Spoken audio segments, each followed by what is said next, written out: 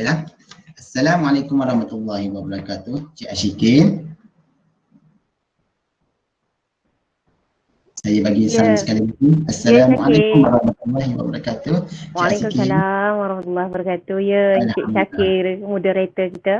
Ya, apa khabar Cik Ashikin hari ini? Sihat? Alhamdulillah. Alhamdulillah. Syakir sihat?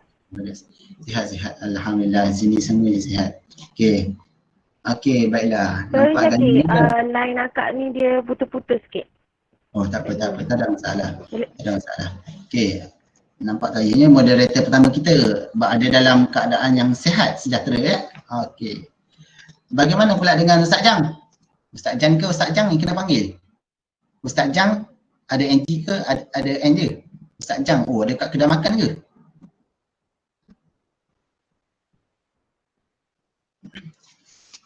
Sekejap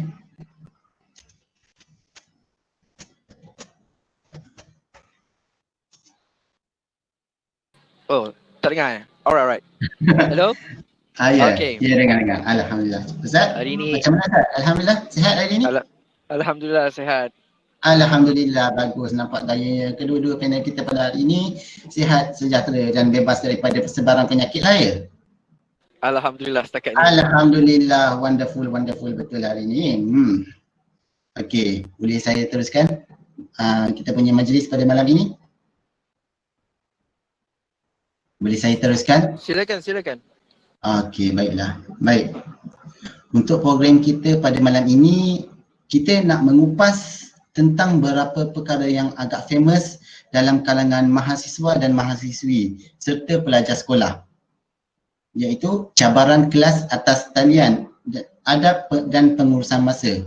Saya pasti kebanyakan peserta yang di mana kebanyakannya adalah seorang pelajar pernah merasakan ataupun pernah melalui pendidikan PDP melalui atas talian. Saya rasa kebanyakan peserta pada malam ini pernah melalui PDP atas talian. Benarkah? Orang cakap online. Betul? Jikalau betul, maksudnya alhamdulillah kita semua pernah merasai bagaimana kelas online dan macam mana, apakah dia punya orang cakap apa ni, dia punya halangan dan pelbagai masalah yang berlaku ketika kelas online berlangsung. Kan? Kelas online ni dia disebabkan oleh wabak pandemik COVID-19 yang melanda negara kita sejak bulan Februari tahun lepas, yang ini tahun 2020, telah menyebabkan pelbagai industri dan juga pelbagai sektor terpaksa diberhentikan kerana kerisauan tentang penyakit yang bahaya ini. Jadi kelas online adalah salah satu cara alternatif untuk para pelajar dan juga pendidik melakukan aktiviti PDP.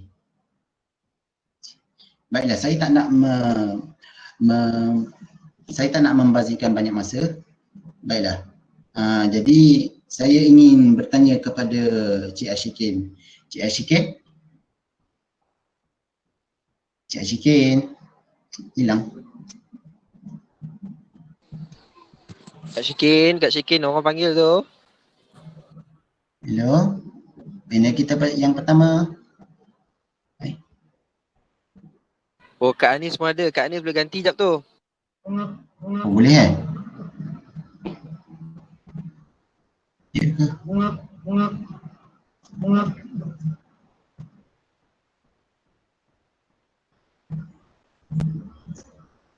Mana? Ni tutup kamera. Okay. Assalamualaikum warahmatullahi wabarakatuh. Waalaikumsalam warahmatullahi wabarakatuh. Baiklah. Nampak kayaknya Kak Ashikin tak dapat bersama kita lah pada malam ni ya. Ni Kak Syikin ni.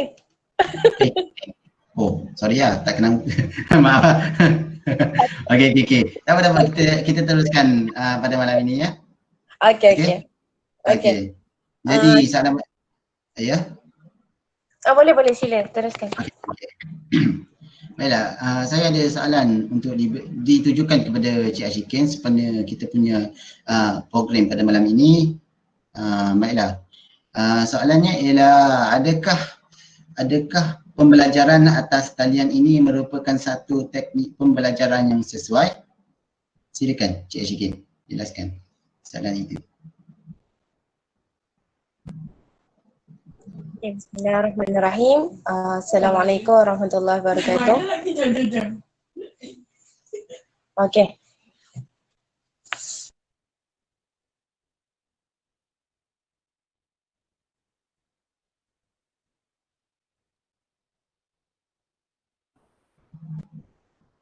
Cik Ashikin, okey tak tahu? Okay. Sorry. Kita main tukar-tukar phone dengan Kak Anis ni. Okay. Sebab ada masalah lain sikit. Kami dekat luar kawasan. Sorry ya. Okay, jadi berbalik kepada persoalan tadi. Terlebih dahulu, Assalamualaikum untuk semua sahabat-sahabat adik-adik RSY Politeknik PD. Apa khabar semua? Sihat ke? Kalau sihat mungkin boleh komen sikit dekat ruangan chat kita tu. Nak tengok sikit berapa yang aktif ni. Tadi tanya Syakir je, yang lain pula kita tanya apa khabar sempena tahun baru ni 2021. Sihat ke semua? Berapa umur tahun ni? Yang Syakir sebut tadi 29 tu umur akak tahun ni tau. Bukan yang tahun lepas lah. Jadi harap semua sihat Okay. Faris Alhamdulillah sihat. Nurul Kainisa Yusri Alhamdulillah sihat. Syakir Akmal, maaf jika angle kamera lain buatkan. Okay, Alhamdulillah sihat. Alhamdulillah. Okay, harap semuanya sihat. Kita mulakan tahun baru kita ni dengan semua dengan dalam keadaan sihat insyaAllah. Okay, berbalik kepada persoalan sebab masa rasanya mencuburi, tambah pula digandingkan dengan Ustaz Jang yang hebat ni. Rasa kalau selalunya Ustaz Jang ceramah paling kurang at least 3 jam. Ni gandeng pula nak Kak Syikin, tak cukup lah Ustaz Jang ceramah lah ni. Jadi kita cakap sikit-sikit je, kita bagi ke Ustaz Jang lepas ni. InsyaAllah. Okay, bila ditanya daripada saudara Syakir tadi berkenaan adakah pembelajaran atas talian ni sesuai untuk dilaksanakan dalam masa kini. Ya, dalam keadaan kita, negara kita menghadapi pandemik COVID-19 dalam ujian bukan sahaja negara kita, negara luar juga. Jadi pembelajaran atas talian ni merupakan salah satu orang panggil cara yang ataupun wasilah dan alat yang kita gunakan untuk kita mencari ilmu dan kita teruskan pembelajaran yang telah pun berlangsung dalam keadaan kini. Dalam situasi kini, pandemik kini. Jadi ini adalah antara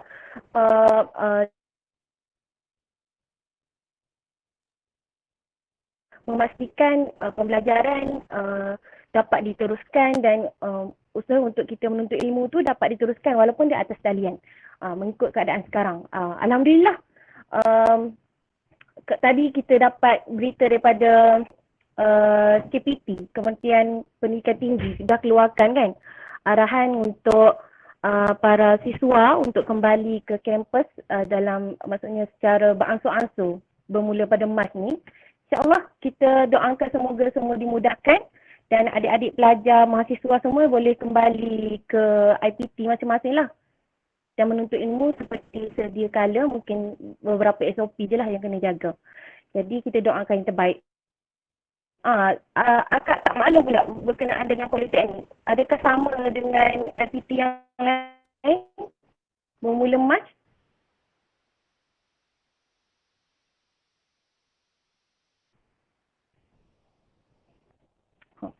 Okey kan tu? Politeknik mula bila pembelajaran ke sambung sama atas talian juga? Syakir nak jawab buka mic Syakir. Jawab dalam hati akak tak boleh baca.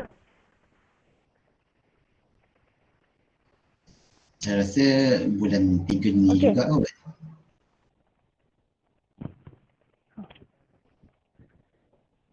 Bulan 3 jugalah. Kemungkinan sebab kalau macam tu Alhamdulillah lah. Sebab apa? Jadi orang panggil kesengsaraan, penderitaan adik-adik mahasiswa semua akan berakhir lah insyaAllah moganya berakhir lah dengan cabaran untuk pembelajaran atas talian ni kan. Jadi mungkin adik-adik kena ingat kita sebagai penuntut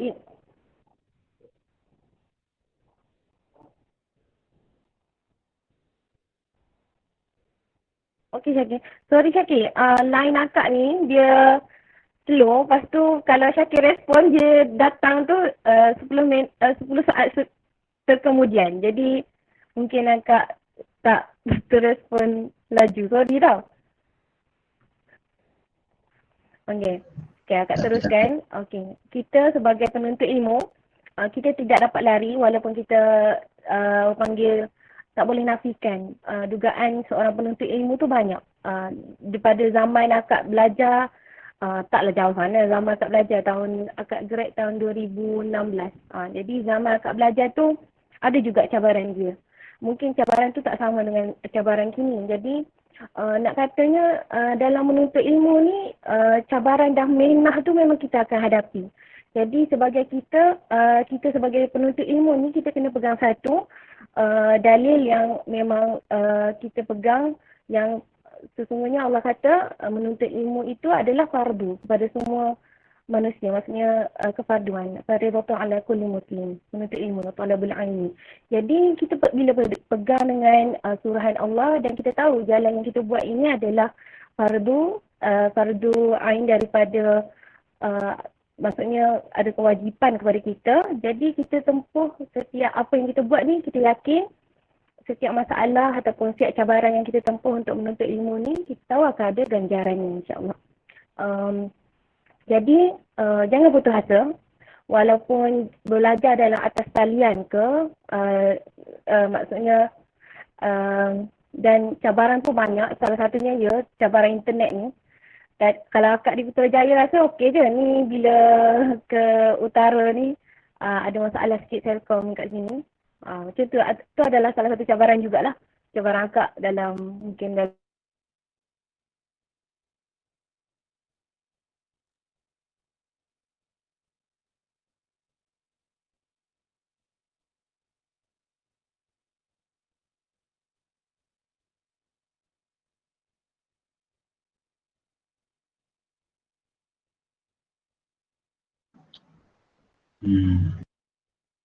Nampak gaya je apa ni Kak Syikin slow lagi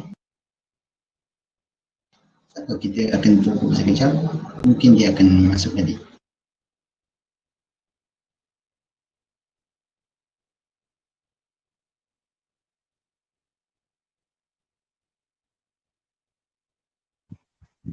Hai Syakir.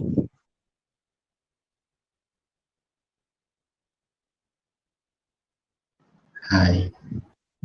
Senyum sikit. Oh dah masuk kan? Lambat kita buat habis hari ni.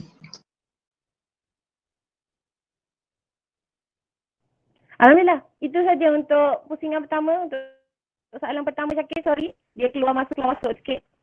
Mungkin teruskan untuk seterusnya. Okey, baiklah, terima kasih kepada Cik Syikin atas keterangan yang agak memuaskan itu. Okey, baiklah.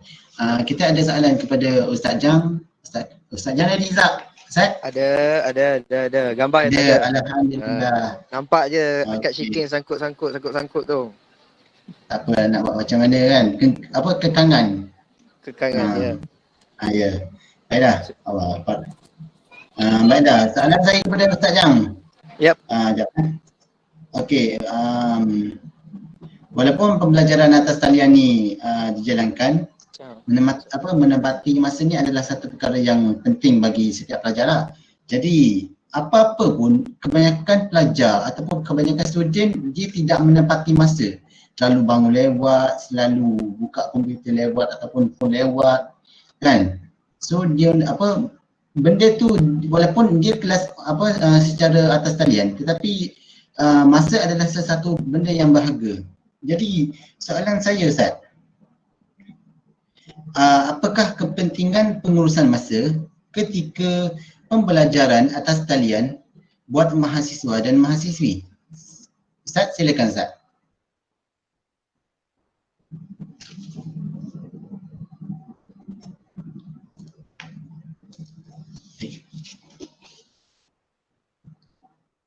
Ustaz, mic Ustaz, buka. Allah. Okey, dengar tak? Allah. Okey, dengar Ustaz. Okey. Alhamdulillah, syukur pada Allah Subhanahu Wa Taala, kita banyak-banyak bersyukur pada dia kerana dia bagi nikmat pada kita, banyak perkara nikmat. Antara nikmat yang diberikan itu, nikmat disebutkan oleh sebahagian ulama, nikmat yang paling besar dan nikmat itu hanya datang sekali dan tidak akan berulang, iaitu nikmat masa. Nikmat masa ni adalah nikmat yang datang kepada kita sekali, dia tak akan datang 2 kali. Tahun lepas Kak Syiki umur 28, tahun ni 29. Tahun ni 29. Tahun depan ingat 30 dah tu. Maknanya benda ni adalah masa. Masa adalah satu nikmat yang tidak akan berulang kepada kita. Nak bercerita tentang pengurusan masa ni, kita kena tahu dulu benda yang kita nak uruskan ni apa dia, iaitu masa tu. Masa tu apa benda masa? Masa ni Allah sebut dalam Al-Quran banyak. Di antaranya yang paling famous sekali ialah yang masyhur ialah surah Al-As, iaitu surah Al-As, ayat pertama iaitu wal-'asr innal insana lafil khusr illa alladhina amanu wa 'amilus solihat wa tawasaw bil haqq wa tawasaw bis sabr. Demi masa Allah kata sesungguhnya manusia itu berada dalam kerugian kecuali mereka yang beriman, beramal soleh, berpesan-pesan dengan kebenaran dan berpesan-pesan dengan sabar. Saya nak buat perbincangan kita pada malam ini, masuk sedikit kita ambil tafsir Al-Quran yang menceritakan tentang surah Al-Asr. Boleh kita kongsi sama-sama. Kalau ada yang ada buku, ada pen, catat sikit nota-nota ini. Dalam Syekh Abu Ja'far Muhammad bin Ibn Jarir. Abu Ja'far Muhammad Ibn Jarir ni adalah penulis kitab tafsir Al-Tabari, antara kitab tafsir Muqtabar. Di dalam jilid yang ke-24, muka surat 589, kitab tafsir Al-Tabari, disebut Tuhan telah bersumpah dengan masa. Al-'asr itu adalah masa. Ini Allah Subhanahu Wa Taala tidak akan bersumpah melainkan kepada sesuatu yang signifikan ataupun sesuatu yang penting, yang orang kata disebutkan sebagai benda itu adalah istimewa. Benda itu ada keutamaan. Sebagaimana Allah Subhanahu Wa Taala bersumpah demi Muhammad, Allah juga bersumpah atas Nabi Muhammad. Menunjukkan kemuliaan, al-hurmah dan juga kedudukan Nabi itu, al-qadr, al-hurmah Nabi itu sendiri. Jadi Allah bersumpah atas Nabi Muhammad kerana Nabi itu mulia. Jadi bila Allah bersumpah di atas masa, kata Abu Ja'far Muhammad bin Ibn Jarir, maka itu menunjukkan masa itu adalah sesuatu perkara yang mulia, sesuatu perkara yang signifikan, sesuatu perkara yang penting. Dalam sudut tafsirnya, Al-'asr ini ada satu masa tidak terikat dengan waktu. Masa pagi ke, petang ke, malam ke, ia tidak terhad kepada sesuatu makna. Lain dalam surah Al-Fajr, misal Allah bersumpah demi waktu fajar, kan? Wasyams, demi wadduha, demi waktu duha. Jadi ada waktu-waktu tertentu, tapi Al-'asr itu adalah masa tidak terikat pada waktu-waktu tertentu. Asasnya, kata Syekh Abu Ja'far Muhammad Ibn Jarir rahimahullahu ta'ala, masa ni kenapa Allah letak di situ? Kemudian ayat yang kedua ialah Allah sebut innal insana lafi khusr, sesungguhnya manusia itu berada dalam kerugian. Masa ini adalah satu boleh dikatakan satu ciptaan Allah Subhanahu Wa Taala, satu makhluk Allah Subhanahu Wa Taala yang memberi ganjaran kebaikan dan menghukum segala perbuatan buruk. Ada manusia, ada 4 jenis manusia berkait dengan masa. Dr. Syekh Yusuf Al-Qardawi ada menulis satu buku namanya Kitab Demi Masa, buku Demi Masa. Boleh baca buku ni, bagus. Dalam buku ni dia bercerita berkenaan masa. Dia kata manusia dengan masa ni ada empat perkaitan. Pertama, manusia yang menang. Manusia yang menang ni apabila manusia menjadikan masa itu pedang bagi dia guna untuk berperang dengan kehidupan. Itu manusia yang pertama. Manusia yang menang, yang menjadikan masa sebagai pedang bagi dia. Yang kedua ialah manusia yang tewas. Manusia yang tewas ini ialah pedang menjadi masa menjadi pedang untuk menghukum dia. Itu yang kedua.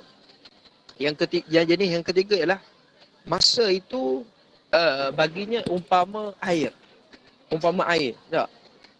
Manusia yang menjadikan masa umpama air ni, dia lalu masa tu dia, orang kata, tidak ada manfaat. Perkara yang sama je dia buat. Tidak ada pembaharuan, tidak ada satu peningkatan, tidak ada improvement. Masa tu lalu umpama air sungai, lalu sesekali datang bah dari besar, sekali-kali datang air biasa balik. Artinya masa tu tidak membawa perubahan ataupun masa tu tidak menjadikan dia seseorang.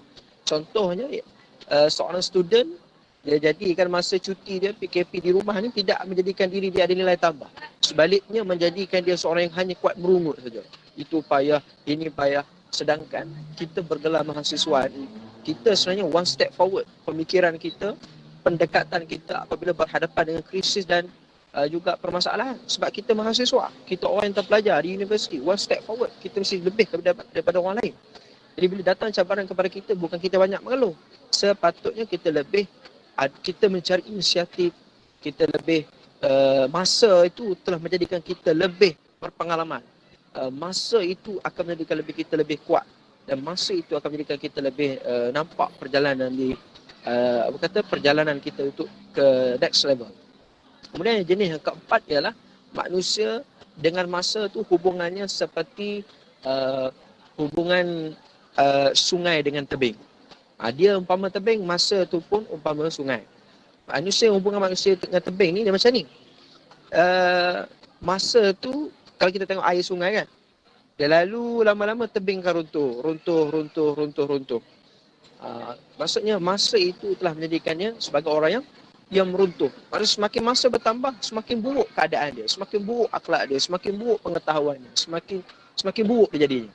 Jadi di antara empat golongan ini, kata Syekh Yusuf Qaradawi, adalah orang yang menjadikan masa sebagai pedang. Bukan dia terhunus dengan pedang dengan masa, dia terbunuh dengan seperti hubungannya dengan air. Bukannya jenis hubungan dia adalah hubungan tebing dengan air sungai. Dia menjadikan diri dia adalah seorang yang boleh menggunakan masa itu sendiri. Al-Aws ni, saya suka petik kata-kata Imam Al-Shawqani dalam tafsir Fathul Qadir. Al-Aws ini ataupun dia adalah berasal daripada perkataan yang bermaksud perahan. Al-Aws ni, Al-Aws, bermaksud perahan. Jadi kata Syekh Imam Al-Shawqani dalam kitab Fathul Qadir jilid ke-8 muka surat 56, dia kata kita ni masa ni kita kena perah. Macam kita ambil buah, kita perah dapat jus dia, betul tak? Kalau kita tak perah, kita tak akan dapat jus dia. Jus ni apa dia? Kemanisan dia. Tapi nak perah ni susah sikit. Sebab kita kena gunakan tenaga, betul tak? Kita mungkin kena guna alat untuk memerah. Tapi kalau kita dapat perahan tu khas manis. Kalau airnya, kalau jus buah tu kita dapat menghilangkan kehausan. Jadi kata Syekh Imam Al-Shawqani dalam kitab tafsir Fathul Qadir, orang yang menggunakan masa ni, bijak menggunakan masa ni, dia adalah orang yang memerah masa. Maksudnya masa itu dapat memberi manfaat padanya. Akhirnya dia terasa kemanisan, hilang kehausannya. Kehausan kita di dunia ni adalah kehausan ilmu, kehausan harta, kehausan kasih sayang, dan semua itu perlukan masa untuk kita perlu memerah masa untuk mendapatkannya.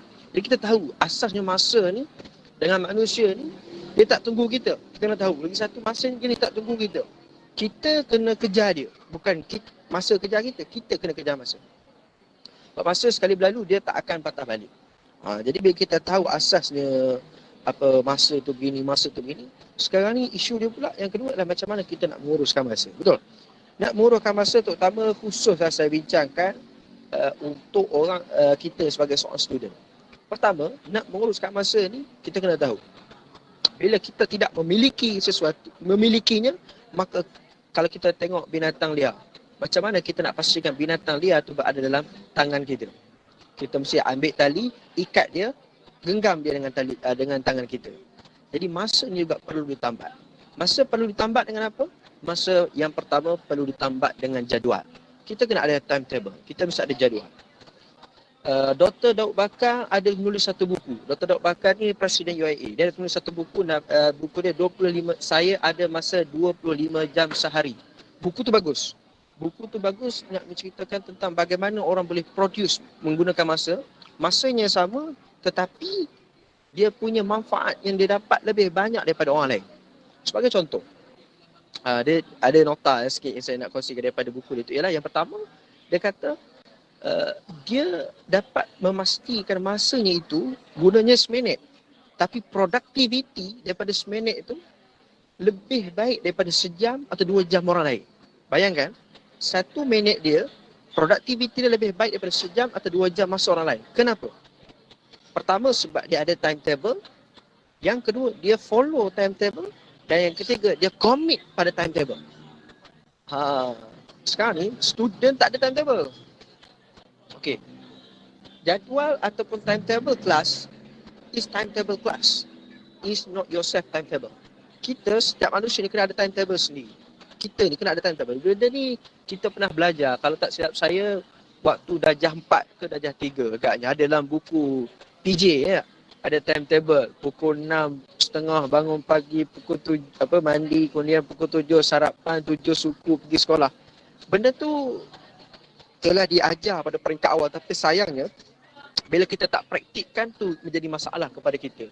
Saya berhubung dengan adalah dengar keluhan beberapa sahabat-sahabat saya, dia kata sejak PKP ni buat kelas online apa semua ni, kata susah sangat-sangat.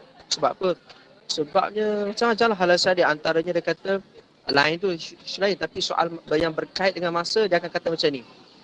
Lecturer suka buat kelas sampai 2-3 jam. Lepas tu bila kelas sejam, 2 jam, 3 jam, lepas tu berturut-turut pula. Yang ni nak buat kelas, yang ni nak buat kelas. Susah lah, stres lah. Lepas tu due date assignmentnya gini. Sebenarnya kita rasa sebenarnya kita cukup je masa untuk kita buat semua benda tu. Percaya ataupun tidak. Tetapi yang menjadi musuhnya adalah distraction ataupun gangguan-gangguan yang di sekitar kita, circle kita. Sebagai contoh, kita ada je masa untuk game berjam, 2 jam, 3 jam. Tapi kenapa kita tak mengeluh? Kan? Kita ada masa untuk tengok TV, drama, habiskan drama Korea. Kabalan kita kasih habis 1 season, 2 season. Ada masa. Why? Kenapa masa tu kita tak anggap itu sebagai satu mengeluh? Lepas tu kita kata, yelah kita pun nak berhibur juga. Cuba fikir baik-baik. You belajar 2 jam, 3 jam, you kata it's so long time. Tapi you tengok movie sampai 4-5 jam, kadang-kadang malam tak tidur, relax je. You kata itu adalah, inilah saya pun nak berhibur juga. So di situ kalau you nampak, sebenarnya itu adalah silap you. You tak commit. Bukan bergelar sebagai seorang student kita tak boleh berhibur. Tapi kita mesti ada timetable dan kita mesti follow timetable. Saya bagi contoh yang mudah. Dr. Bakar ada share, timetable dia mudah. Pertama, dia mulakan kehidupan dia, aktiviti seharian dia adalah bermula pada pukul 4.30 pagi. 4.30 pagi dia sembahyang tahajud. Kenapa penting sembahyang tahajud? Kenapa penting bangun awal? Pertama, demi keberkatan masa. Demi keberkatan masa, itu penting. Biasa orang cuma bangun kadang-kadang 7, pukul 8. Ataupun kalau sekarang student kelas online ni, kalau dulu masa kat you, kelas pukul 8, pukul 7 dah bangun. Sekarang kelas pukul 8 baru bangun kan? Standard lah tu. Saya pun tahu tu. Kan? Jadi sekarang ni bangun awal. Walaupun kelas kita lambat, kita bangun awal. Sebab apa? Bangun kita solat tahajud. Bila kita solat tahajud, kenapa penting solat tahajud? Sebab tahajud itu akan memberikan ketenangan kepada hati kita. Itu yang pertama. Bila hati kita tenang, kita nak buat keputusan, kita nak buat apa-apa, ada ketenangan. Baik. Itu yang pertama. Yang kedua, bila kita bangun awal, kita akan memiliki dari sudut matematiknya masa lebih daripada orang lain. Contoh, orang bangun pukul 8, dia akan tidur balik pukul 12. Kita bangun pukul 4, kita akan tidur balik pukul 12. Kita ada lebihan masa lebih kurang 4 jam lebih daripada orang lain. At least di situ. Kemudian, penting juga bangun awal ni, apa yang Dr. Daud Bakar buat ialah, selepas bangun tahajud, selepas bangun tahajud, apa dia buat ialah, dia membayangkan apa yang dia akan buat pada hari ini. Dia akan bayangkan. Pukul 8 contoh. Lepas ni saya subuh. Lepas solat subuh, saya akan jogging 45 minit. Daripada pintu pagar rumah saya, pergi ke sini, and then patah balik. 45 minit habis. Lepas minit ke 46, saya akan sarapan.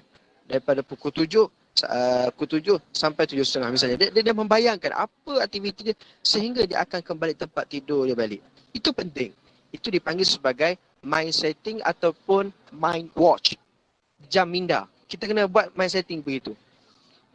Student kena plan macam tu. And then bila kita dah bayang apa kita nak buat, apa kita nak sesuatu kita nak buat, baru kita tahu, baru kita akan boleh follow jadual-jadual kita. Itu paling penting sekali. Kemudian, apa Dr. Bakar share lagi tentang jadual dia, ringkas saya nak sebutkan sini ialah, dia kata, selain daripada dia buat jadual, yang paling penting sekali ialah jangan sesekali tinggal solat. Solat tu jangan dikebelakangkan. sebanyak mana pun assignment kita, sebanyak mana pun kita nak buat, solat jangan sekali kita tinggalkan dan jangan lewatkan. Sebab bila orang yang lewatkan solat ni, Allah akan tarik keberkatan masa baginya. Walaupun dia punya masa berjam-jam, tapi kadang-kadang cepat dia masa berlalu. Ada orang dalam masa sejam dia macam-macam dia buat. Sebab apa? Keberkatan masa. Keberkatan kita nak, solat mesti didahulukan. Student, tolong. Assignment banyak macam mana pun, masa waktu solat dahulu. InsyaAllah. Kemudian yang ketiga, tips untuk pengurusan masa ni, asal sebab kita nak bincang ni, kalau nak bincang banyak, nota saya pun panjang ni kan. Tapi asas ni ialah tips pengurusan masa yang terakhir, jaga solat, jadual. Okey, yang terakhir sekali ialah kita mesti tahu susun jadual aktiviti kita ikut keutamaan. First thing first apa? Apa perkara pertama apa dia? First thing apa dia? Second, third, susun ikut keutamaan dan urgency dia, kesegeraan yang diperlukan. Sebagai contoh, assignment due date 17 hari bulan 1 dengan assignment yang perlu dihantar esok. Mana kita patut dahulukan? Besok. Sebab apa? Urgency dia nak besok. And then, okay.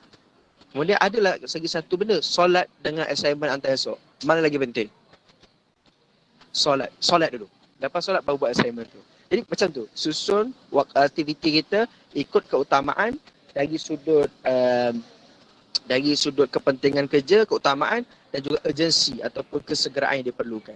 Jadi asasnya itulah beberapa tip yang saya dapat share untuk menguruskan masa.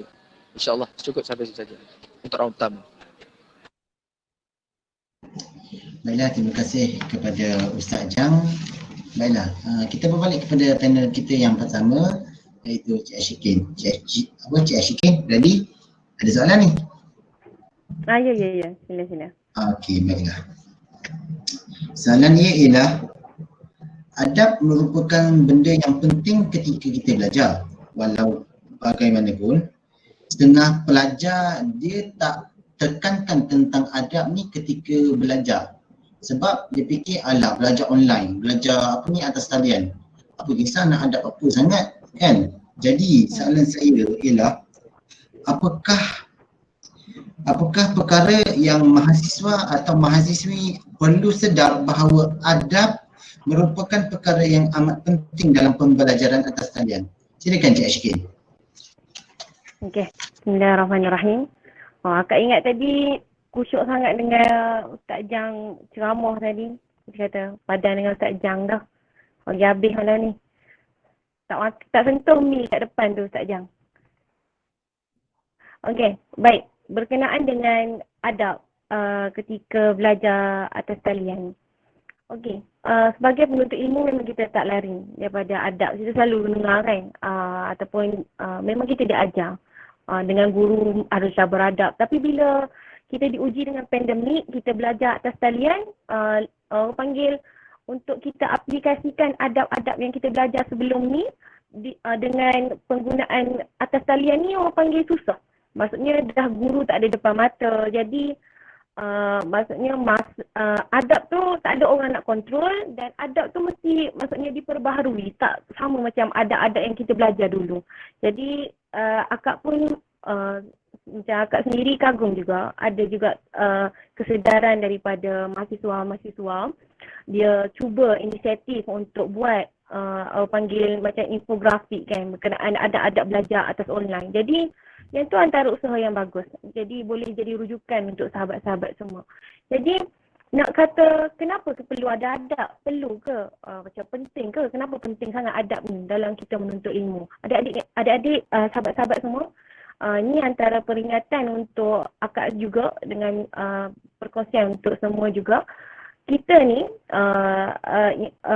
Imam Malik, kenal Imam Malik? Kita tanya lah sikit. Kenal Imam Malik? Siapa tahu Imam Malik ni siapa?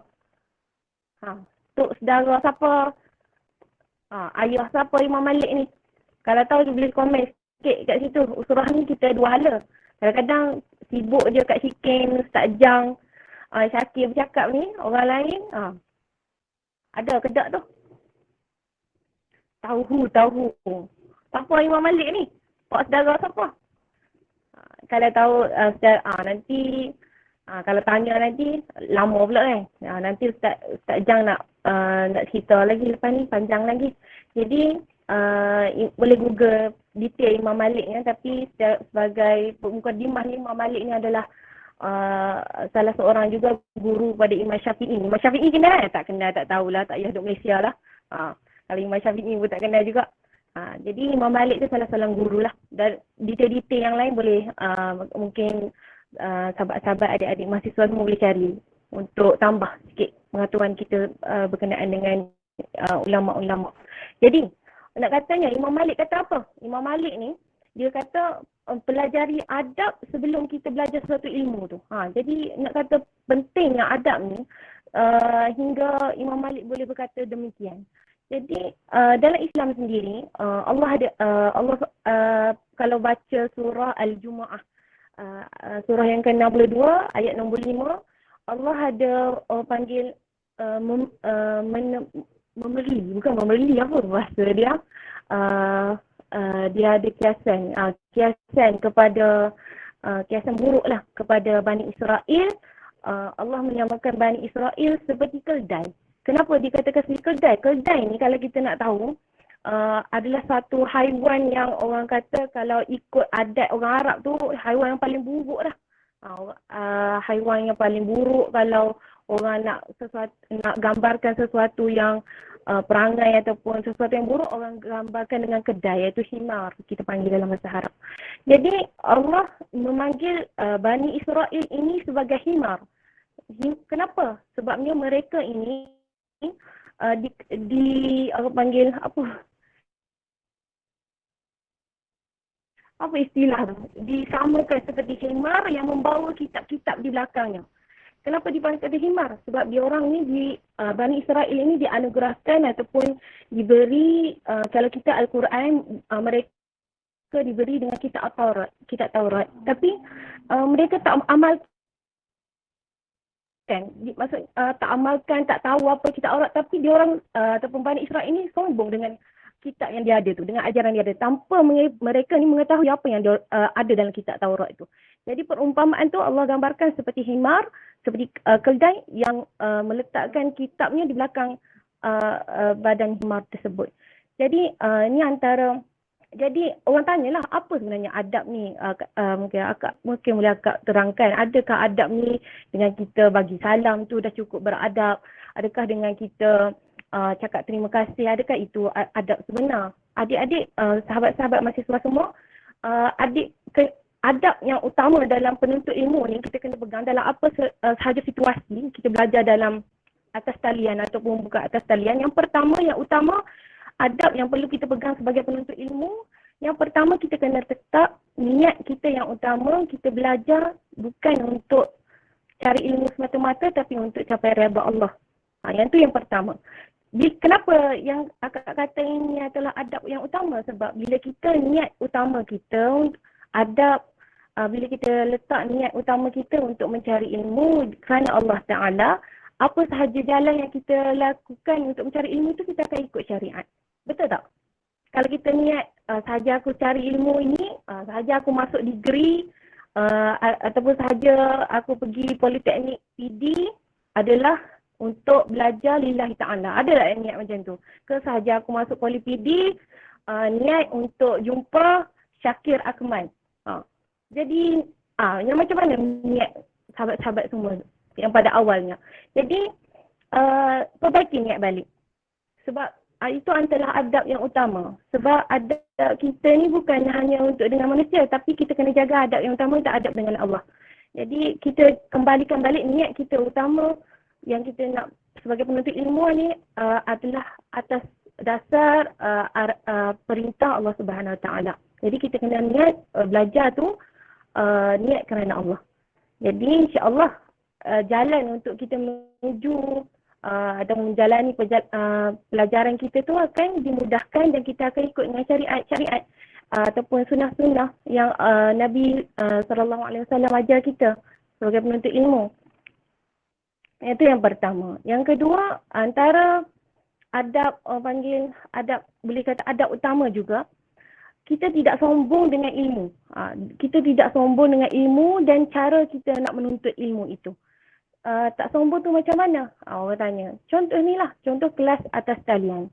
kita tahu dengan kelas atas talian ni, dengan kita menghadiri kelas tu kita akan dapat ilmu. Jadi kita jagalah adab-adab dan tidak sombongnya supaya kita ni tidak menjadi seorang yang sombong ketika kita menuntut ilmu di atas talian itu. Macam mana kita nak buat? Yang ni secara praktikalnya mungkin adik-adik semua, sahabat-sahabat lebih arif lah macam mana. Contohnya selalulah akak dengar kawan-kawan akak yang ada lecturer ataupun guru-guru kan, dia cakap yang satu frase satu je kalau pelajar ni satu. Bila belajar atas talian ni satu je lah. Yang frase tak buka kamera. Dia rasa macam cakap dengan seorang-seorang, syok sendiri, cakap depan cermin. Ni macam akak buat sekarang ni. Tak adalah. Dia maafkanlah, maksudnya bila kita belajar sebelum ni di alam nyata, kita pergi kelas pakai handsome-handsome, maksudnya smart casual, ada pakai tie, jadi masuk kelas yang muslimat pun atau adik-adik yang perempuan dengan shawl lilik-lilik, dengan gincu sebagainya. Orang panggil bersiap, kemas, datang hadir ke kelas awal daripada lecturer. Jadi apa salahnya, apa yang membezakannya bila belajar atas talian? Benda yang sama, maksudnya kita nak hadir ke majlis ilmu untuk mencari ilmu. Jadi apa salahnya untuk kita bersiap ataupun datang awal seperti kelas yang kita lalui masa bukan pandemik pun, maksudnya kuliah seperti biasa. Jadi mungkin apa gerak laku ataupun yang kita lakukan di dalam kelas atas talian tu, jangan sampai lecturer ataupun tenaga pengajar tu rasa kita ni sombong. Jadi ilmu tu jadi panggil payah nak dapat kat kita, sebab mungkin atas sikap-sikap ataupun tingkah laku kita yang kita rasa okey, tak apalah, takat tak buka kamera, takat tak respon apa, takkanlah lecturer nak terasa. Mungkin kita akan rasa macam tu. Tapi cuba kita duduk di tempat lecturer tu. Jadi apa pula? Jadi kita kena jagalah benda-benda kecil ni, sebab kita nak menjauhkan diri kita daripada rasa sombong dalam keadaan kita untuk mencari ilmu. Sebab kita tahu ilmu tu akan menaikkan darjat seseorang. Sebab Allah kata apa? Orang yang berilmu ni darjatnya tu akan diangkat. Jadi nak kata yang pentingnya ilmu tu dengan kita menjaga adab-adab. Yang adab utama yang boleh akak ulang tadi, yang pertama itu, yang utama niat kerana Allah, dan yang kedua jangan sombong dalam kita usaha mencari ilmu. Wallahu a'lam. Maaf kalau panjang sikit. Okey, tak apa, terima kasih kepada Cik Ashikin. Sorry, tak buka kamera. Boleh nampak. Okey, terima kasih kepada Cik Ashikin atas penjelasan tentang adab tadi. Okey. Baiklah, kita bagi soalan kepada Ustaz Jan. Ustaz Jan? Ada Ustaz Jan? Kita tengah makan, Ustaz. Ustaz? Assalamualaikum, Ustaz. Ustaz? Dia ada respon. Nampakin sih. Assalamualaikum, Ustaz. Dengar tak? Ke saya tak buka mic? Buka. Hello? Hello, Ustaz. Ustaz Jan pergi bayar tu. Pergi bayar makanan. Tak apa, kita tunggu dia. Sekejap je kan? Soalan padu ni nak bagi kepada Ustaz Jan ni. Orang menangis tengok soalan ni.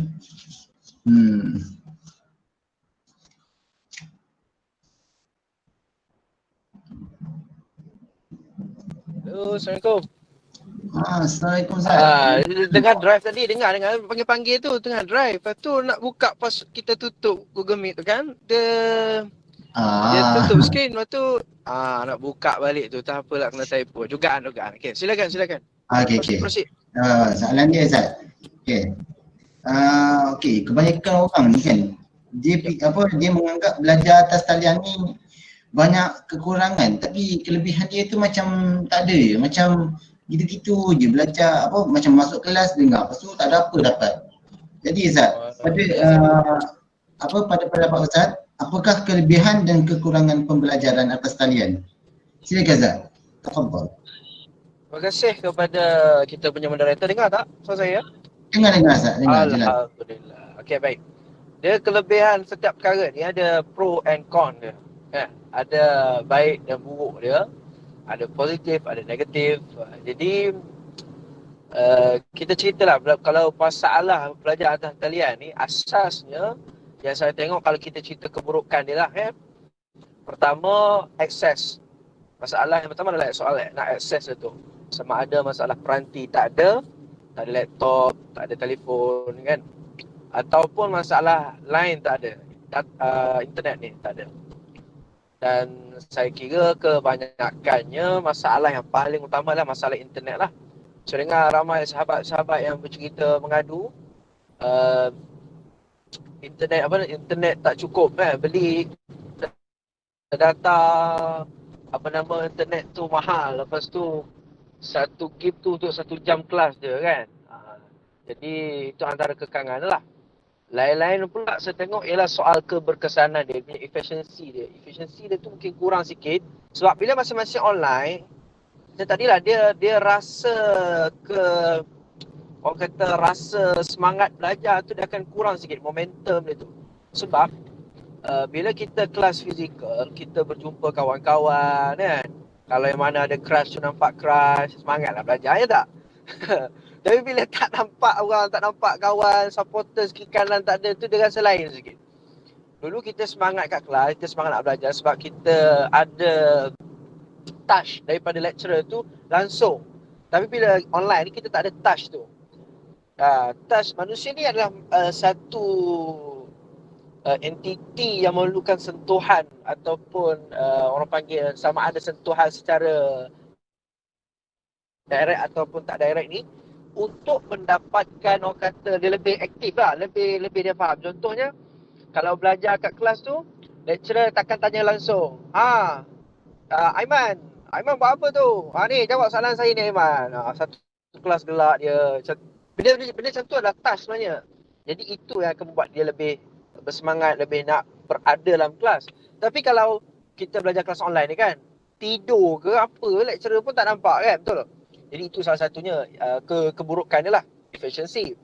Yang ketiga masalah ataupun kekurangan belajar atas talian ni ialah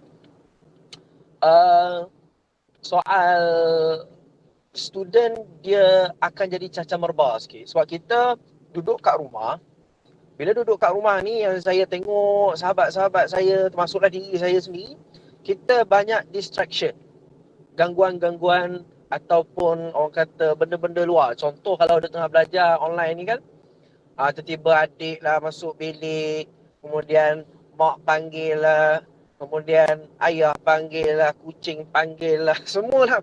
Jadi too many distraction. Nak pula kalau kita duduk tengah short-short dengan kelas online, tiba-tiba dengar pula ada saudara pak menakan datang lah haput, nak melayan saudara mara pula. Jadi too many distraction. Itu pun menjadi kekurangan kepada kelas online. Kalau kelas fizikal, kita dapat orang kata education circle. Maksudnya circle pembelajaran tu memang ada. Circle PDP tu kan, sebab kita tak ada gangguan-gangguan lain. Kita memang nak pergi belajar je kan. Tapi kalau kat rumah ni, dia itulah gangguan-gangguan tu terlalu banyak. Dan keburukan-keburukan lain kelas online ni adalah soal komitmen kita. Kita susah nak komit dalam kelas online sebab ada benda yang kita tak faham sebab kita tak boleh tengok secara langsung kan. Jadi kita susah kita nak Allah Akbar. Kejap. Okey. Kita susah nak faham sebab bila berada dalam kelas online, biasa kita pun tak nampak sangat lecturer ataupun lecturer mungkin menggunakan kaedah pengajaran yang agak membosankan. Orang kata chalk and talk kan. Jadi kita pun tak berapa nak dapat tangkap sangatlah. Jadi itu antara permasalahan ataupun keburukan belajar kelas online ni, melalui online ni. Tapi kita jangan tengok sisi yang negatif ataupun yang buruk semata-mata, sebab sisi yang baiknya pun boleh tahan juga banyak. sebenarnya kelas online ni dapat menjimatkan kos dari satu sudut yang lainnya. Antara kos ni adalah kos angkutan, kan? Kos berada di universiti. Kos berada di universiti kalau kita tengok bukan yuran saja kita bayar. Kita nak kadang-kadang habis kelas nak lepak kedai mamak dengan kawan-kawan, dengan classmate, duit juga kat situ. Sekarang kita dah jimat. Sebab kalau habis je kelas online kita pergi dapur je. Pergi dapur makan kuih, mak bagi free je kan. Itu jimat kos. Dan sebenarnya antara kos yang lain yang boleh dijimatkan ialah waktu kita belajar kelas online ni, kita tak perlu banyak sangat hard copy. Kejap-kejap nak print, kejap-kejap nak print. Sebab semuanya boleh melalui PDF. Kita boleh PDF kan ataupun orang kata kita bentuk soft copy sajalah. Jadi itu sebenarnya menjimatkan kos. Itu dari sudut sisi yang positif lah. And then yang keduanya ialah bila kita belajar kelas online ni, sebenarnya kita dapat jimatkan masa pergerakan antara kuliah daripada bilik kita ke kuliah. Contohnya, kalau kita nak kelas online, biasanya kita akan bersiap. Ya, kalau yang lelaki tu mungkin biasa-biasa je kot, kan? Kalau yang perempuan, bukan perempuan yang dalam ni lah, yang lain-lain lah saya cerita ni. Kan, kalau nak pergi kelas online tu, nak tampal bedak ni, nak lilit tudung lagi, nak lambung situ, gosok baju lagi, nak tu lagi. Banyak benda kan. Kadang-kadang kelas sejam je, tapi nak bersiap tu dekat 2 jam dah. Maksudnya, nak bersiap masa 2 jam tu kita banyak kan. Masa untuk bersiap tu, kita dapat jimatkan apabila kita belajar kelas online. Sebab apa? Kalau kelas pukul 8, 7.55 kita bangun pun, kita still lagi boleh pergi kelas online tu. Betul tak? Sebab kita ada penjimatan masa itu. Kita tak perlu bersiap sangat. Ada orang kalau macam ada sahabat saya ni, dia pergi kelas, dia pakai baju kemeja je. Seluar pakai kain plekat. Pakai baju kemeja nak bagi nampak kemas. Simple sebab orang kata belajar online kan, bukan nampak keseluruhan pun. Jadi itu antara sisi-sisi positif. Dan yang paling penting ialah sebenarnya bila kita belajar secara online ni, kita sedang move, orang tak perasan lah, tapi sebenarnya kita sedang move ke digital era. Maksudnya digital era ni ialah soal di mana kita boleh buat semua banyak perkara dalam keadaan efisien, berkesan dan ringkas. Sebenarnya kita rasa susahnya belajar online ni sebenarnya sebab kita tak ada pengalaman belajar secara online sebelum ni. Kita tak biasa. Bila kita nak biasakan sesuatu yang baru ni, memang akan ada banyak sikit lah kekangan, ada sikit. Sebab kita tak biasa lagi. Tapi hakikatnya bila kita dah mula biasa dengan perkara yang baru ni, kita akan rasa lebih selesa. Dan sebenarnya kita pula mengharapkan kelas itu dijalankan secara online saja. Cuma ada mungkin tak praktikal untuk certain subjek sebab ada subjek yang memerlukan. Contoh poli ni banyak setiap saya bilang kemahiran dan sebagainya mungkin memerlukan kepada praktikal kan. Jadi mungkin tak sesuai kot idea untuk buat kelas secara online secara penuh. Tapi ada subjek mungkin kelas secara online secara sepenuhnya. Sahabat-sahabat biasa tak dengar University of People? University of People ni dia mengumpul adalah satu universiti secara online. Memang tak ada kampusnya pun. Dia adalah secara online. Dan menariknya, lulusan ataupun graduat daripada University of People ni yang belajar secara atas talian ni melalui video, melalui tutorial secara online ni, mereka ni ada banyak kisah. Salah satu yang saya ingat adalah seorang ni daripada India, dia belajar engineering, kejuruteraan melalui online di University of People ni. Tapi menariknya, dia punya CGPA tu laku untuk bekerja di London sebagai seorang jurutera. Wow, kan? Jadi sebenarnya benda ni dah lama, dah biasa dilakukan. Cuma bila kita tak biasa, tu kita anggap benda macam alamak susahnya dan sebagainya. Jelas, tapi kita tak nafikan, kan? Kita cerita dalam ni, kita tak nafikan. Asasnya dalam keadaan negara kita ni masih belum bersedia lagi.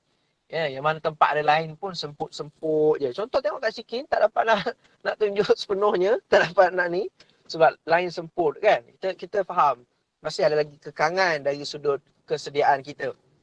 Tetapi untuk sahabat-sahabat semua, sebenarnya belajar secara online ni adalah satu peluang terbaik untuk kita move ke digital era dan sebenarnya kita move ke arah kemajuan. Manusia ni perlukan big why untuk dia capai sesuatu. Jadi bila COVID ni, dia datang kepada kita, memaksa kita buat semua benda kalau boleh secara online, kerja daripada rumah. Akhirnya, itu akan membuatkan kita akan lebih move ke arah digital era. Macam tu. Okay, lagi satu. Ada satu lagi yang orang jarang perasan tentang kebaikan kelas online ni. Iaitu, kalau kelas online ni, sebenarnya kita lebih dekat dengan sumber doa kita. Okay, you all bila kelas online kan, you all duduk kat rumah. Okay, asasnya kat rumah ni ada ibu, ada ayah kita. Itu sumber doa kita. Tak ke bahagia, lepas kita belajar kita boleh tengok muka syurga. Tak ke bahagia kita lepas kita belajar kita boleh tengok muka-muka yang menjadi sebab kenapa kita perlu berjaya. Tak bahagia kita. Jadi begitu. Jadi sahabat-sahabat semua, akhir sekali, apa yang saya kaji sendiri, yang saya nampak, dapatan yang saya dapat, kebaikan belajar secara online ni ialah apabila kita boleh berkongsi maklumat secara pantas. Kita boleh berkongsi maklumat secara pantas. Salah satu faktor sebuah negara maju, ada satu orang pekaji di Thailand menyebutkan, ialah kepantasan perkongsian maklumat. Jadi bila belajar secara online ni, salah satu daripada impact ataupun kesan penyampaian maklumat secara pantas. Bila secara pantas maklumat dapat disampaikan, maka semakin cepat orang tahu, dapat informasi, dapat input dan orang boleh cepat lagi buat tindakan. Jadi kita jangan mengeluh. Terutama mahasiswa-mahasiswa ni jangan mengeluh. Tapi you should find the option. Cari pilihan-pilihan yang lain ataupun cuba keep fighting dalam era yang memang penuh struggle ni. Keep fighting sebab apa? Sebab you mesti tahu you akan ada added value berbanding mahasiswa yang keluar sebelum kita ni. Apa added value? Itu pengalaman. Pengalaman tu menjadi added value kepada kita semua. Belajar secara online, tough. Belajar ni bila kita susah dan bila kita berjaya, itu the best moment yang saya kira semua orang nantikan. Dan kesimpulan saya ialah untuk peringkat persoalan tentang kebaikan dan kelemahan belajar secara PDP ni, saya simpulkan, bila kita berhadapan dengan sesuatu perkara, sudah pasti ada baik dan ada buruknya, tetapi pilihlah kebaikannya. Dan ingat, Allah Subhanahu Wa Taala berfirman dalam surah Al-Mujadalah ayat yang ke-11, yarfa'illahu alladhina amanu minkum walladhina utul ilma darajat. Allah meninggikan kedudukan orang yang berilmu dalam kalangan, orang yang beriman dalam kalangan kamu dan orang yang berilmu dalam kalangan kamu dengan beberapa darjat.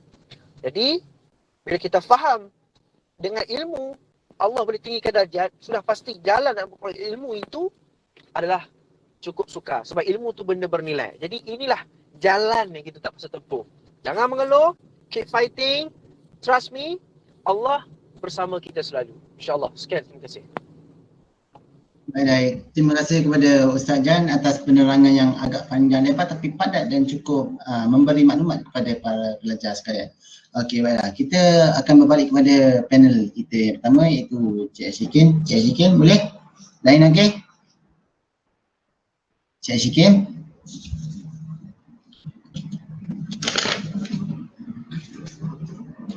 Boleh Cik Ashikin? Buka mic. Boleh, sila. Okey, baiklah. Okey, kita tunjukkan soalan kepada Cik Ashikin ya. Baiklah, soalannya ialah apakah persediaan awal yang perlu dilakukan oleh pengajar dan juga pelajar untuk pembelajaran atas talian supaya mereka dapat buat tanpa masalah lah. Okey, apakah apakah dia punya Masalah. Okey. persediaan? Bismillahirrahmanirrahim. Boleh?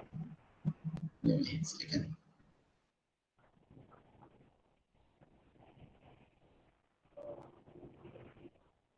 Dia punya apa?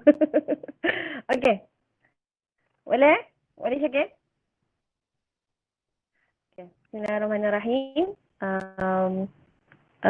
Antara persediaan awal untuk pengajar dan juga bukan maksudnya pelajar. Ada pengajar ke? Ada pengajar di sini. Ada golongan pengajar. Okey. InsyaAllah ini atas pengalaman sahabat-sahabat pengajar di kalangan guru dan lecturer juga. Antara persediaan yang orang panggil ada makhluk apa tu akak nampak melintas. Kakak je nampak. Okey, tak apa. Itu orang panggil mihnah dan ujian. Sama juga tu. Ustaz Jang dengar tu bawa kereta sambil live tu jangan lupa bagi signal. Okey, balik kepada tajuk. Persediaan awal. Antara yang dikongsikan oleh sahabat-sahabat akak di kalangan pengajar ni, panggil persediaan yang mereka lakukan dalam situasi pembelajaran online. Dulu mereka sekadar orang panggil buat RPH je, rancangan pembelajaran RPH, rancangan pengajaran harian. Kalau guru lah.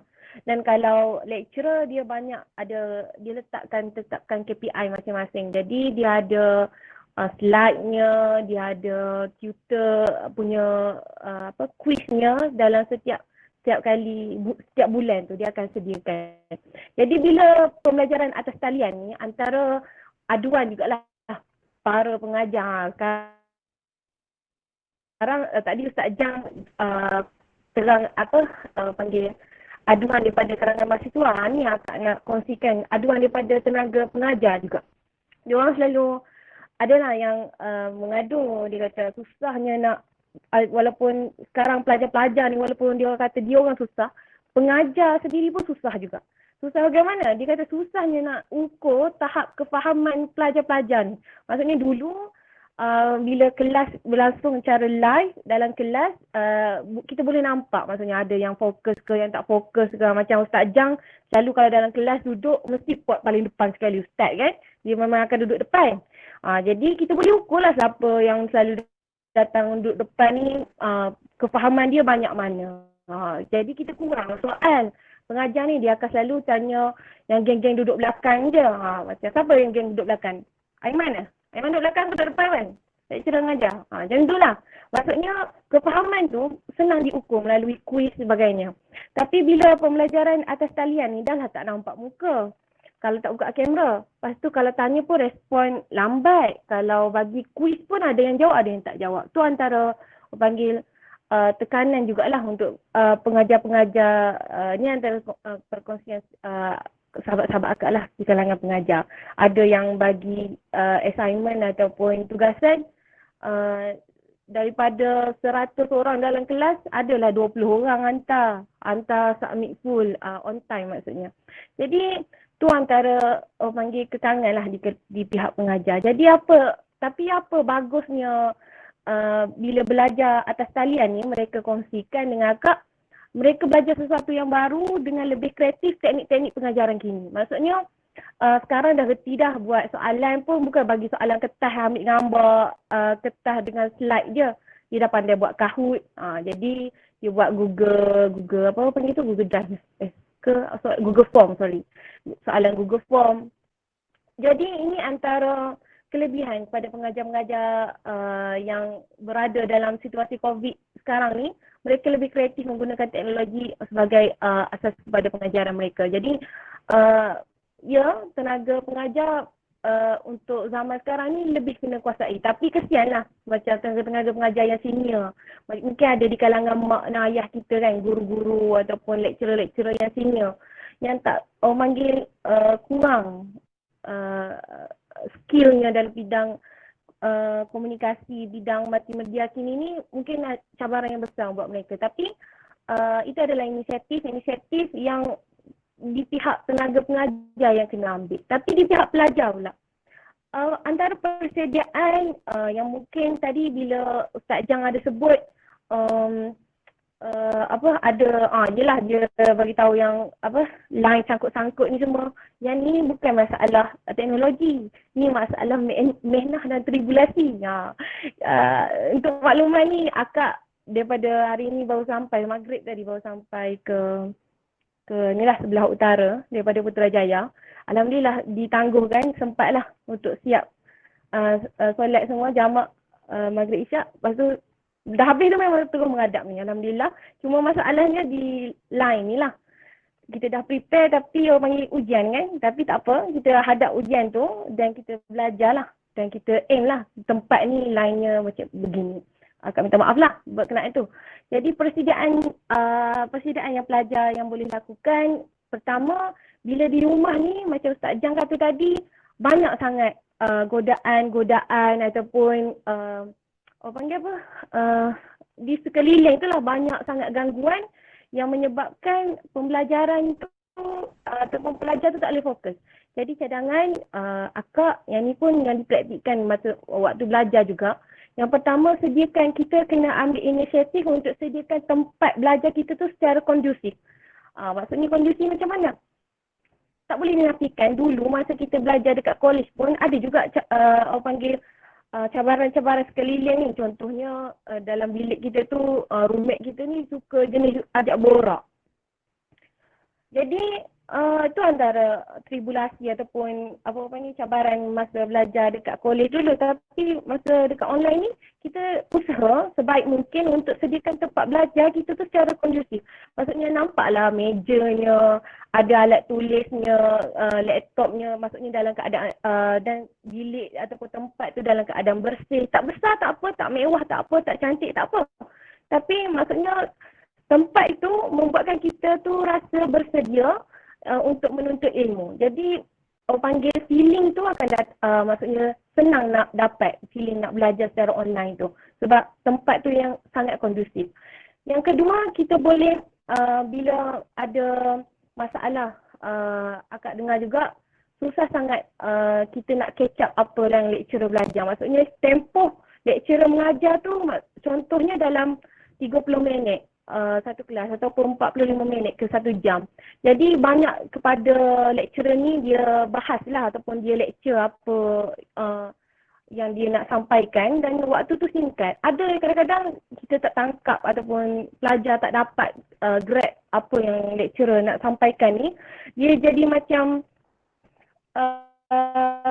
lepas tu tak tahu nak buat apa. Jadi sebenarnya benda tu bukannya tak berlaku. Masa kita belajar secara live ataupun secara kelas juga, kita pun ada benda tu. Maksudnya belajar dalam kelas, tiba-tiba rasa tak faham. Tapi kita ada create inisiatif kita, macam mana kita nak faham apa yang lecturer belajar tu, dengan cara yang pertama, rujuk lecturer. Selepas kelas ataupun bila dah habis satu pembelajaran ataupun sebelum mula kelas, kita dah belajar dulu, kita create inisiatif untuk kita memahami ataupun menyelesaikan ketidakfahaman kita tu dengan cara rujuk sahabat lain. Walaupun kita ada kelas secara online, kita tak boleh nak jumpa sahabat-sahabat kita secara live nak buat study group ke apa. Kita boleh buat secara online juga study group. Jadi benda tu adalah inisiatif yang boleh adik-adik sendiri boleh ambil. Rasanya adik-adik sahabat-sahabat semua lebih arif bab ni. Jadi tak ada masalah bab tu. Okey, mungkin itu saja daripada akak dah 10.48 ni. Semua dah mengangguk-ngangguk, tak tahu mengangguk faham ke, mengangguk zikir ke, mengangguk tersengguk. Jadi insyaAllah itu saya Syakin. Okey, baiklah, terima kasih kepada Cik Ashikin atas perkongsian tadi. Okey, baiklah Ustaz Jam, nampaknya dah sampai di rumah kan? Bagus. Laju bawa kereta. Baiklah. Okey, kita ke soalan yang terakhir. Sebab lepas ni kita akan ada soal sesi Q&A sesi soal jawab. Jadi buat siapa-siapa yang nak yang berminat nak tanya soalan kepada panel, bolehlah menulis soalan di ruangan chat Google Meet ni. Okey. Ustaz, sedia Ustaz? Okey, insya-Allah, silakan. Subharashi. Baiklah, soalannya Ustaz berbunyi, kalau jika pembelajaran atas talian ni dilakukan dalam masa 5 tahun yang akan datang, apakah peningkatan yang perlu dilakukan oleh pengajar dan pelajar untuk lebih selesa dalam kelas pembelajaran atas talian? Okey, silakan Ustaz. Wow, soalan advance ni sebab lagi 5 tahun akan datang kan. 5 tahun akan datang. Apa akan jadi lagi 5 tahun akan datang ni? Tahun 2021 baru 1 hari. Hampir selesai 1 hari. Baik. Soalan ni memang buat kita semua berimajinasi. Sebab ini adalah soalan masa depan. Soalan masa depan ni adalah soal ghaib. Allah, kalau kata ulama, perkara ghaib ni dalam Al-Quran ada 4. Pertama, jin, syaitan, makhluk-makhluk yang ghaib. Jin, syaitan, malaikat, itu makhluk-makhluk yang ghaib. Perkara kedua yang ghaib dalam Quran ialah soal masa lalu. Apa yang telah dilepas. Ghaib sebab tak ada, kita tak ada masa lalu kita tahu. Itu pun perkara ghaib. Perkara ghaib yang ketiga adalah masa depan. Itu ghaib juga. Sebab itu akan terjadi di hadapan kita. Dan perkara ghaib yang lain ialah perkara yang berada dalam pengetahuan Allah. Itu kita tak dapat tahu. Itu perkara ghaib. Artinya kita di luar jangkauan kita. Tapi asasnya, berdasarkan situasi semasa, kita sudah ada 1 tahun, kita boleh panggil, lebih kurang 1 tahun lah. Training dalam keadaan pandemik, krisis, dan juga kita berdepan dengan permasalahan-permasalahan yang banyak. Jadi itu adalah satu training sebenarnya. Itu life training. Training dalam kehidupan, latihan dalam kehidupan. Kita tengok, ada 3 perkara yang menjadi isu utama terhadap masalah pelajaran dalam kelas talian ni. Yang mana 3 perkara ni kalau kita dapat settlekan, insya-Allah akan jadi lebih baik. Pertama, kalau kita bincang dari sudut pengajar, ini yang pertama, dari sudut pengajar yang saya sebutkan ni, pengajar perlu mencari satu metodologi ataupun kaedah ataupun pendekatan yang boleh mengukur tahap peningkat pemahaman pelajar terhadap apa yang dia ajar. Bahasa mudahnya begitu. Jadi kita kena cari satu kaedah yang boleh beri kita empirical data ataupun kita boleh panggil sebagai sukatan yang tepat untuk measure apakah tahap perkembangan pelajar. Kita kena cari satu kaedah. Dan kaedah tu kita pun tak dapat nak sebutkan sekarang sebab dia soal di masa depan. Dan kita tengok sekarang ni yang menjadi masalah kepada lecturer kita ialah apabila berubah saja kepada online, kita berhadapan krisis dengan macam mana nak mengukur masalah. Jadi itu persediaan kita yang pertama. Sudut pengajar lah. Pengajar perlu cari satu kaedah untuk memastikan macam mana nak ukur pelajar-pelajar yang mempunyai kefahaman sekian-sekian tahap.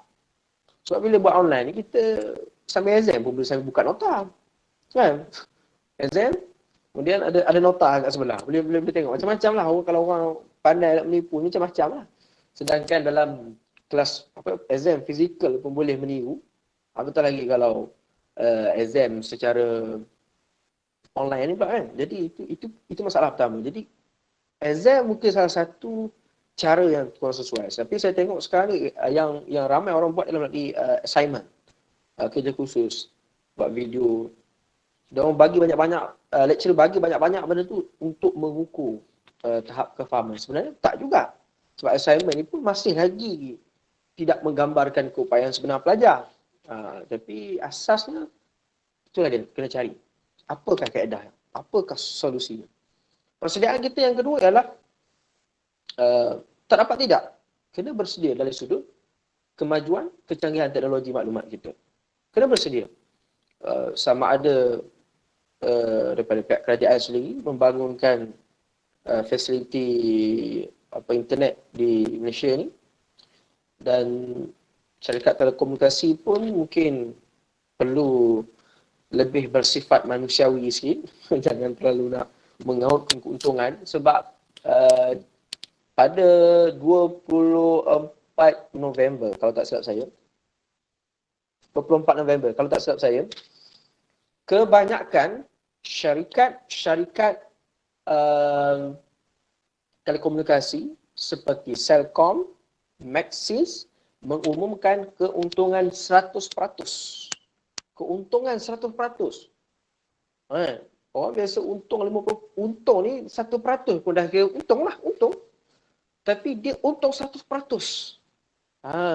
Sepanjang PKP. Sedangkan bisnes lain lingkup tapi telekomunikasi tak lingkup. Sebab apa? Sebab orang guna data. Duduk rumah orang guna internet. Betul tak? belajar secara online, internet. Jadi tu keuntungan berlipat kali ganda lagi. Jadi syarikat-syarikat ni mungkin perlu sedikit bertimbang rasa. Jangan terlalu menghok keuntungan. Mungkin ada satu plan ataupun satu orang panggil dari sudut perundangannya kita panggil sebagai satu standing order, satu order yang boleh memastikan internet ni adalah diisytiharkan sebagai barang asasi. Satu perkara yang disebut sebagai hak, satu perkara disebut sebagai asasi, keperluan asasi. Jadi keperluan asasi ni artinya dia boleh ditetapkan rate harganya supaya semua orang mampu memilikinya. Persediaan dari sudut pelajar pula, pelajar ni tak boleh lagi, dia kena ubah sikap pemikirannya. Tak boleh lagi menjadi orang yang hanya menanti disuap. Suap je kan. Dia kena ada daya kreativiti. Sebab bila you all, terutama kita student, tak kisah poli ke, universiti awam biasa ke, college ke, tak kisah. Bila kita bergelar seorang student, saya selalu sebut dalam mana-mana talk saya bagi, student ialah orang yang dipanggil one step forward dari sudut pemikiran, one step forward dari sudut budaya, one step forward dari sudut kefahaman dia terhadap nilai sosial. Bila dia one step forward, dia perlu mencari jalan kreatif. Dengan salah satunya membantu antara satu sama lain untuk mendapatkan maklumat. Yang kedua, mungkin dengan cara dia sendiri menyumbang idea kepada pihak berkepentingan sebab dia stakeholders kepada institusi pendidikan. Jadi dia boleh suarakan apa kaedah-kaedah yang lebih, orang kata, lebih kena dengan dia. Kalau student ni dia nak bersuara susah, soal susah, so mana cadangan ni?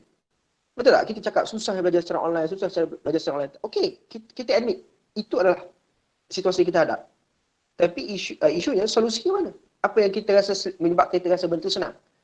Kita kena bagi idea sebab kita adalah mahasiswa. Benda yang kita belajar tak boleh terhenti, mesti diteruskan. Jadi kalau kita rasa ada keadaan lebih sesuai, suarakan. Jadi situ perlu ada. Jadi mahasiswa tidak boleh tidur dan tak boleh hanya sekadar mengeluh. Sebab mahasiswa adalah kuasa pendesak. Belia adalah kuasa pendesak. Dan mahasiswa ni datang daripada kelompok belia yang mana dia adalah kuasa pendesak yang lebih smart. Dia adalah kuasa pendesak yang lebih mempunyai daya intelektual. So tak boleh mengeluh tapi beri cadangan. 5 tahun akan datang, saya percaya sistem pendidikan online ni adalah satu sistem yang akan diterima pakai sebagai satu sistem yang peringkat arus perdana. Sekarang ni online ni tak baru di Malaysia. Saya ingat sekitar tahun 2003-2004 kita dah mula sistem belajar secara online ni iaitu blended learning. Saya nama dia begitu lebih kurang. Belajar secara atas talian melalui video-video, melalui tutorial online dan sebagainya. Jadi kita tak baru dalam ini, tapi kita tidak kembangkan. Jadi saya menyangkakan 5 tahun akan datang kita akan dapat kembangkan sistem pendidikan online melalui online ini menjadi satu kaedah ataupun metod pendidikan yang baru dan diarus perdanakan. Saja dari saya. Baiklah, terima kasih kepada Ustaz Jan atas pemberian yang cukup mendalam dan cukup mendapati soalan. Baiklah. Sekarang ni alhamdulillah kita akan berlangsungkan sesi soal jawab kepada para peserta yang ingin bertanyakan soalan kepada kedua panel kita pada malam ini. Jadi bolehlah para peserta untuk menulis apa-apa soalan yang berkenan di hati di ruangan chat Google Meet. Silakan, saya beri masa sekejap je. Ada lagi ke orang ni? Ada 20 orang ni tu. Ramai 20 orang tu. Ustaz, kita tanya Ustaz Jam je lah. Nampak macam ada soalan ni? Okey. Tu dah ada sebut nama Kak Syikir je. Baca sikit soalan. Okey. Baiklah. soalan dia. Assalamualaikum Kak Syikin. Saya ingin bertanya tentang satu perkara. Saya merupakan seorang abang dan mempunyai adik yang berumur bawah 12 tahun.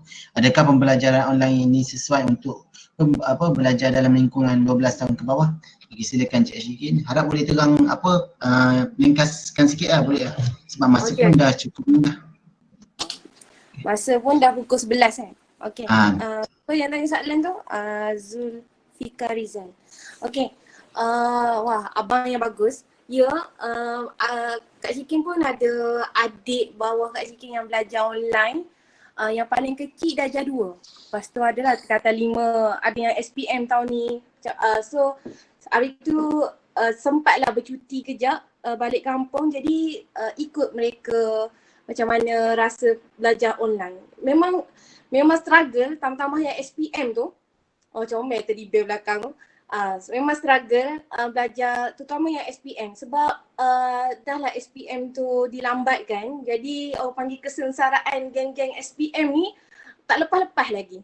Jadi diorang dari segi fokus macam adik Kak Syikin yang bongsu bila belajar online ni dia ustazah dengan ustaz dia banyak bagi tugasan saja. Dia tak ada kuliah. Maksudnya macam yang kat universiti kita banyak kuliah kan.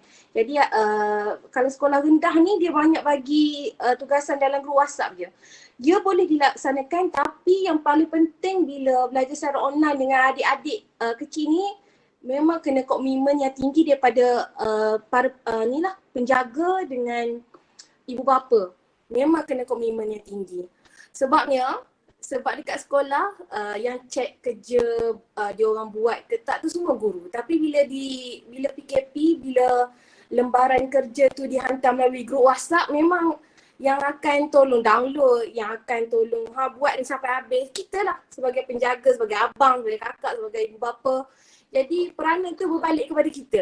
Jadi boleh dilakukan tapi kita sebagai penjaga, sebagai abang, kakak ataupun ibu bapa kena ada peranan yang tinggi sebab nak memastikan adik ataupun anak, kalau dah ada anak lah Ustaz Jang tu insyaAllah tahun depan tu kalau dah, tahun ni ada orang yang cakap tahun ni insyaAllah Apa ni? Okay. Ni ambil tips ni, jadi ibu bapa ni kena ambil semangat mula. Ibu bapa ni kena ambil tanggungjawab belajar sekarang ni kepada kita. Jangan mengharapkan guru semata-mata. Jadi ambil tanggungjawab. Ya baguslah tu. Abang yang bagus. Ambil tanggungjawab untuk kita sama-sama mengajar adik kita tu. InsyaAllah. Tu je. Okey, baiklah, terima kasih kepada Cik Syikin. Okey, so ada satu lagi soalan untuk Ustaz Chan. Okey. Daripada Fawaz Nordin. Okey, Assalamualaikum. Saya ingin bertanya, pernah viral dulu tentang satu perkara di mana tiada satu pelajar pun yang hadirkan diri dalam kelas online. Jadi saya ingin mohon pencerahan daripada Ustaz tentang perkara tersebut. Saya ingin tahu pendapat Ustaz tentang perkara tersebut. Terima kasih. Itu adalah soalan daripada Fawaz Nordin. Okey, silakan Ustaz. Ringkaskan. Pernah viral tentang satu perkara mana satu pelajar dia ada satu pelajar pun. Okey. Alright. Soalan benda ni berkait dengan adab yang telah disebutkan oleh Kak Syikin tadi. Baik, pandangan saya lah secara peribadi ni saya sebut pandangan. Kenapa ada saya pun perasan lepas tu tak silap saya kes tu anak dia masuk dalam Google Meet tu untuk hiburkan ayah dia. Kalau tak silap saya lah. Sebab satu orang pelajar pun tak masuk kan. Okey. Isu ni dia 3 moral value yang kita dapat belajar. Pertama ialah nilai seorang guru, nilai mendidik, menjadi seorang guru. Menjadi guru sekarang ni kalau kita perasan, dia ada 2 kerja tau, mengajar dan mendidik. Mengajar dan mendidik tu perkara berbeza sebenarnya dari sudut falsafah. Kalau mengajar ni dia memberitahu sesuatu yang kita tidak tahu. Contoh 1 + 1 2 itu mengajar. Peranan seorang guru mengajar 1 + 1 2. Maksudnya dari sudut pengetahuan, dari sudut akademik semata-mata. Tak kisahlah subjek apa pun, tapi dia beritahu. Mendidik ni pula adalah soal membentuk manusia lebih beradab, lebih orang kata lebih menjadi manusia. Dan ia satu tugasan yang tidak termaktub ataupun tersenarai di atas kertas waktu seorang guru tu menjadi cikgu. Kan? Contohnya, perasan tak kat sekolah kalau masih ingat dulu, mungkin adalah sebahagian kalau duduk asrama tu, kita punya cikgu ataupun warden kita paksa kita turun untuk solat. Benda tu tak termaktub dalam perkara-perkara yang memastikan dia kena mengajar benda tu. Tak termasuk. Tapi dia kena ajar benda tu. Dia kena buat benda tu. Sebab apa? Sebab itulah dia mendidik. Dia kena, cikgu suruh kita pergi sekolah pakaian kemas, cantik, bersih. Itu tidak mengajar, itu mendidik. Itu dia cikgu ni dia banyak komitmen. Jadi kita tengok kat situ adalah sebahagian daripada satu nilai guru, iaitu dia perlu mendidik. Tapi sayangnya kita pun tak tahu apa situasi ni, mungkin ada miscommunication ke apa, kita tak tahu. Tapi kalaulah benda itu kita katakan betul seperti itu, itulah menjadi masalah ataupun kekurangan itu adab dan juga kurang terdidik dari sudut nilai murni. Sebab itu dia tak masuk kelas. Asalnya kalau kita buat sesuatu, contoh kita jual barang, orang tak beli barang kita rasa sedih tak? Kita rasa sedih. Sebab apa kita rasa sedih? Sebab kita rasa barang kita tak laku. Tapi itu boleh katakan sedikit sebanyak macam tu juga perasaan seorang guru. Dia nak berikan sesuatu ilmu tapi kita tak nak. Maka dia akan rasa macam Allahu Akbar, kenapalah budak orang tak nak. Dia pun akan rasa sedih. Itu dia. Kemudian yang kedua, saya berpandangan kita zaman sekarang ni kita kena ingat satu benda. Apabila seorang guru atau lecturer ataupun syarah dia nak berkongsi ilmu, sebenarnya itu adalah jalan syurga buat kita. Kita kena ingat. Mana ada guru, di mana ada seorang yang boleh lebih berpengetahuan daripada kita, dia nak kongsikan ilmu, tak kisah ini sama ada kelas formal atau tak formal, itu adalah jalan syurga. Sebab Nabi ada sebut dalam satu hadis, man salaka tariqatu yatlubuha fiha ilma, salaqallahu bihi tariqatu ila jannah. Barang siapa yang mencari jalan untuk menuntut ilmu, maka Allah akan tunjukkan dia tariqatu ila jannah, jalan untuk ke syurga. Jadi bila mana Kak Syikin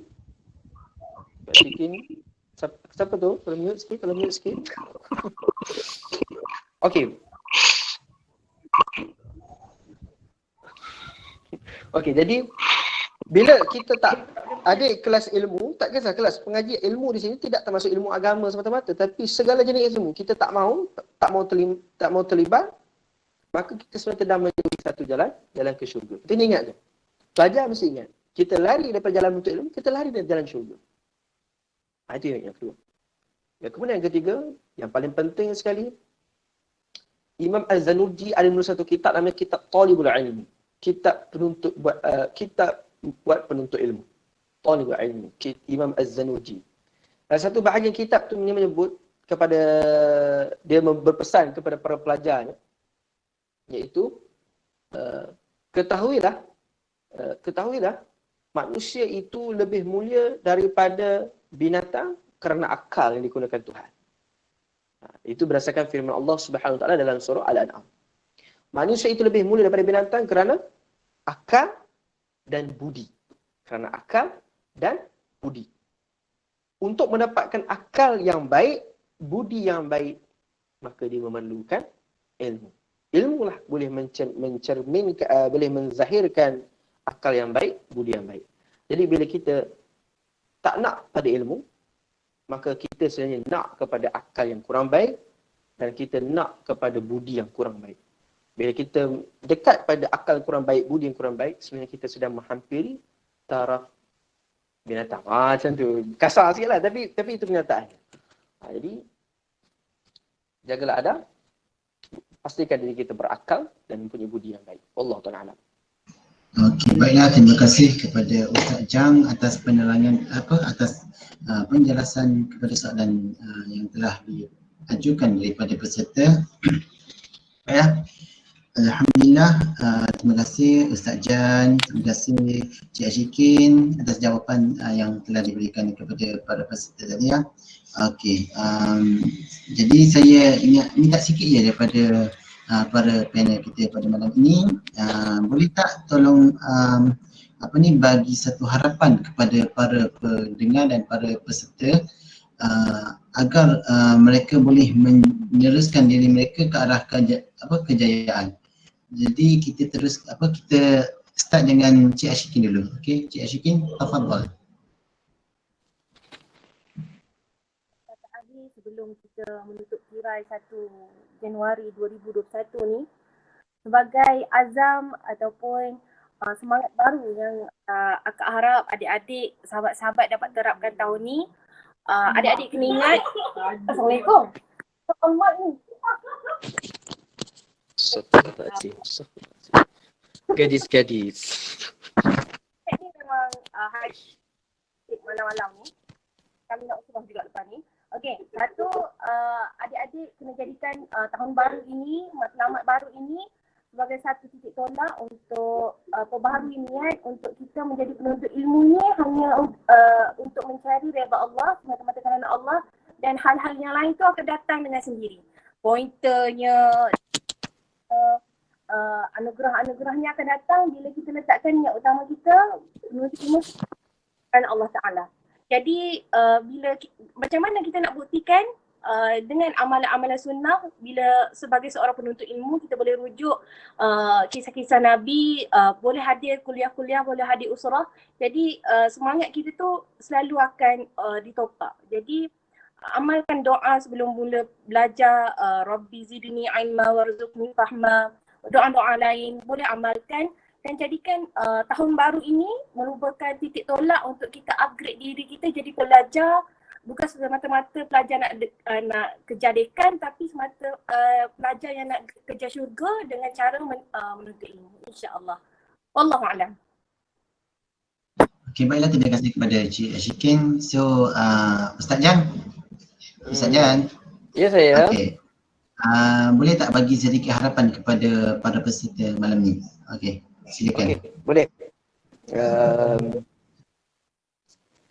Dalam kitab Tazkirah As-Sami' wal Mutakallim, Abdullah ibn al-Mubarak rahimahullahu ta'ala menyebut kanu yata'allamu adab salatan sunata wa yata'allamuna ilmu ashrun sunnah. Mereka, para ulama salaf, belajar adab selama 30 tahun dan belajar ilmu selama 20 tahun. Apa yang kita dapat daripada perkataan Imam Abdullah ibn al-Mubarak rahimahullah ta'ala ini? Adab itu mendahului ilmu. Itu harapan saya pertama. Tak ada gunanya kita nak tahu orang tu berilmu atau tidak. Mesti adalah yang pertama lah kita melihat pada adab. Semakin tinggi peradabannya, semakin baik percakapannya, semakin baik pemikirannya, semakin baik budinya, insya-Allah begitulah keadaan ilmu. Yang kedua, sebagai seorang mahasiswa, terutama sebagai mahasiswa Islam, sesuai dengan RSY ini terkenal dengan hashtag kuasa anak muda Islam. Jadi bila sebut kuasa anak muda Islam, kita ni mahasiswa Islam mesti ada kuasa, mesti energetik, mesti kreatif dan tidak boleh mundur.